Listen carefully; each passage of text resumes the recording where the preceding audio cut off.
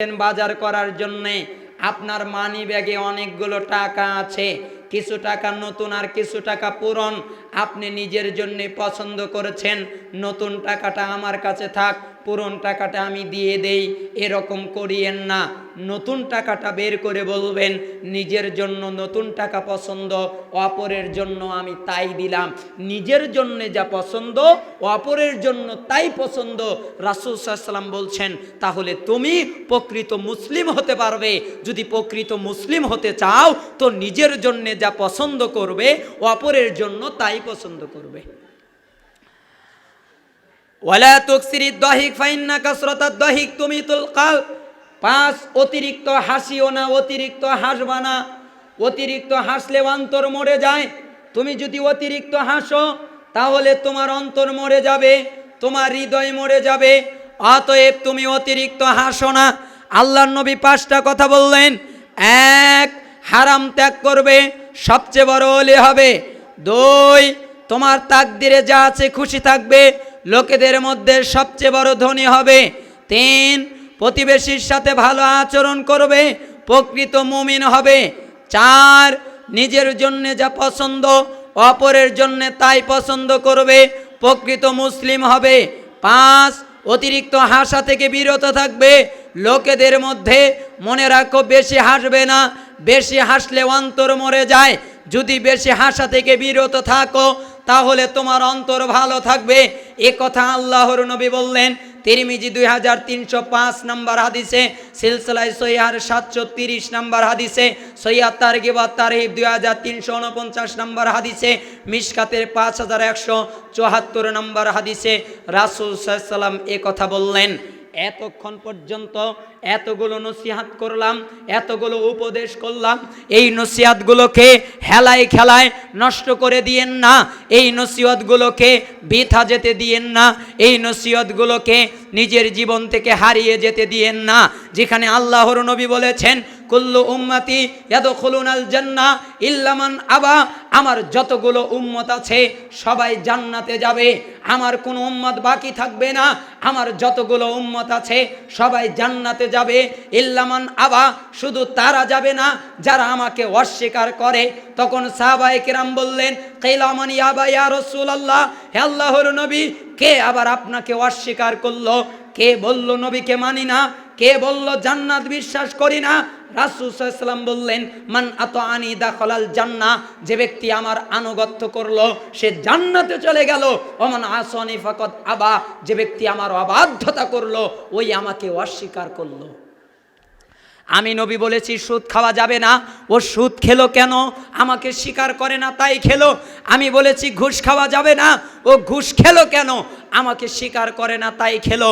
আমি বলেছি ব্যভিচার করা যাবে না, ও ব্যভিচার করলো। নিয়েন না যে আমরা চিরতরে বেঁচে গেছি, আমাদের আর কোনোদিন মৃত্যু হবে না, আমাদের আর কোনোদিন বিপদ আপদ হবে না, আমাদের আর কোনোদিন ভয় থাকবে না, এ কথা আপনারা মনে করে নিয়েন না। এ কথা আমরা বলতেও পারি না। আমাদের অবস্থা জান্নাত নাকি জাহান্নাম এ কথা কেউ বলতে পারে না।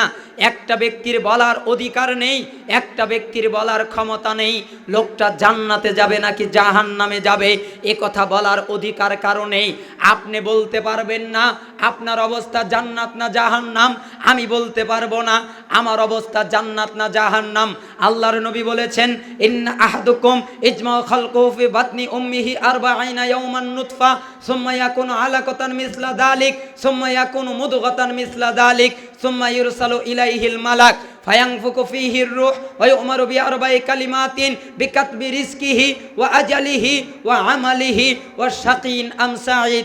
রাসূল সাল্লাল্লাহু আলাইহি সাল্লাম বললেন মায়ের গর্ভে যখন তোমরা আসো 40 দিন তোমরা শুক্রবিন্দ হিসেবে থাকো, এরপরে 40 দিন তোমরা রক্তপিণ্ড আকার ধারণ করো, এরপরে 40 দিন তোমরা মাংসপিণ্ড ধারণ করো, এরপরে একজন ফেরেশতা পাঠিয়ে দেওয়া হয় আল্লাহ তাআলার হুকুমে।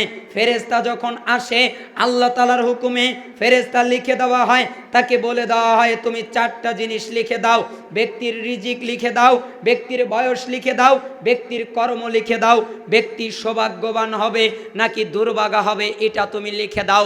ব্যক্তি কি হবে তুমি লিখে দাও। ওয়াল্লাযী নাফসি বিয়াদিহি, ওই সত্তার কসম করে বলছি যিনি ছাড়া আর সত্য কোনো ইলাহ নাই, ইন্না আহাদাকুম লা ইয়ামালু বিআমালি আহলিল জান্নাহ হাত্তা মা ইয়াকুনু বাইনাহু ওয়া বাইনাহা ইল্লা যিরা ফায়াসবিকু আলাইহিল কিতাব ফায়ামালু বিআমালি আহলিন নার ফায়াদখুলুহা ওয়া ইন্না আহাদাকুম লা ইয়ামালু বিআমালি আহলিন নার হাত্তা মা ইয়াকুনু বাইনাহু ওয়া বাইনাহা ইল্লা যিরা ফায়াসবিকু আলাইহিল কিতাব ফায়ামালু বিআমালি আহলিল জান্নাহ ফায়াদখুলুহা।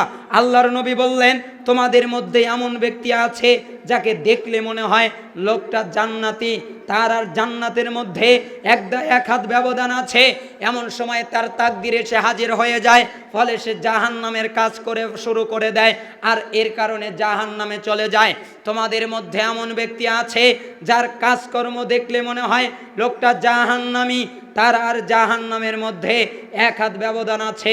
এমন সময় তার তাকদিরে সে হাজির হয়ে যায়, ফলে সে জান্নাতীদের কাজ করা শুরু করে দেয়, এর কারণে সে জান্নাতে চলে যায়। তার মানে একটা লোকের জানা নাই সে কোথায় যাবে। একটা লোক বলতে পারে না তার অবস্থা জান্নাত হবে নাকি জাহান্নাম হবে, এটা বলার অনুমতি তার নাই। একটা ব্যক্তির রিজিক লেখা হয়ে গেছে, একটা ব্যক্তির বয়স লেখা হয়ে গেছে, একটা ব্যক্তির কর্ম লেখা হয়ে গেছে, একটা ব্যক্তি সৌভাগ্যবান নাকি হতভাগা হবে এটাও লেখা হয়ে গেছে। আলী রাদিয়াল্লাহু আনহু জিজ্ঞাসা করলেন, হে আল্লাহর নবী, লেখা তো হয়ে গেছে, তাহলে আমাদের আমল করার প্রয়োজন কি? তখন রাসূল সাল্লাল্লাহু আলাইহি ওয়াসাল্লাম বললেন, আমল করতে থাকো, কারণ যে ব্যক্তিকে যে জন্য সৃষ্টি করা হয়েছে আল্লাহ তাআলা ওই ব্যক্তিকে ওই কাজ তার জন্য সহজ করে দেবে। যাকে জান্নাতের জন্য তৈরি করা তার জন্য জান্নাতের কাজ সহজ, যাকে জাহান্নামের জন্য তৈরি করা তার জন্য জাহান্নামের কাজ সহজ হয়ে যাবে। এই জন্য হতাশা, সেই জন্যে নিশ্চিন্ত হয়ে যাওয়ার কোনো রকমের সুযোগ নাই। ওমর ইবনে উমর রাদিয়াল্লাহু আনহুমা তিনি বলছেন, আমি একদিন ছিলাম, তখন আল্লাহর নবী আমার কাছে আসলেন, আমাকে এসে বললেন, আমার কাঁধে হাত রেখে বললেন, কুন ফিদ দুনিয়া কাআন্নাকা গরিবুন আও আবিরু সাবিল, তুমি দুনিয়াতে এমনভাবে বসবাস করবে যেন তুমি আগন্তুক, যেন তুমি মুসাফির। তখন ইবনে উমর বললেন, ইদা আমসাইতা ফালা তানতাদিরিস সাবাহ ওয়া ইদা আসবাহতা ফালা তানতাদিরিল মাসা ওয়া খুয মিন সিহাতিকা লিমারাদিক ওয়া মিন হায়াতিকা লিমাউতিক।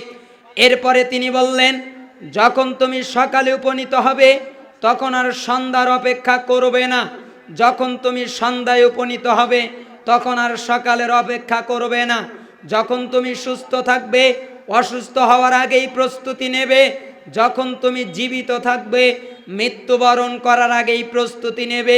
হাদিস বুখারী ৬৪১৬। তার মানে তোমার জানা নাই আগামীতে তোমার অবস্থা কি হবে। সকালে তুমি আছো, বিকেলে তোমার অবস্থা কি হবে এটা তোমার জানা নাই। বিকেলে তুমি আছো, সকালে তোমার অবস্থা কি হবে এটা তোমার জানা নাই। তুমি এখন সুস্থ আছো, কিছুক্ষণ পরে অসুস্থ হয়ে যেতে পারো। তুমি এখন জীবিত আছো, কিছুক্ষণ পরেই তোমার মৃত্যু হয়ে যেতে পারে। অতএব তুমি দুনিয়াতে বসবাস করবে মুসাফিরের মতো। আলী রাদিয়াল্লাহু আনহু বলছেন, দুনিয়া তো ধীরে ধীরে বিদায় নিচ্ছে আর আখেরাত ক্রমেই এগিয়ে আসছে। উভয়ের উত্তরাধিকারী আছে, দুনিয়ার সন্তানাদি আছে, আখেরাতের সন্তানাদি আছে। তোমরা আখেরাতের সন্তানাদি হও, দুনিয়ার সন্তানাদি হয় না। কেন জানো?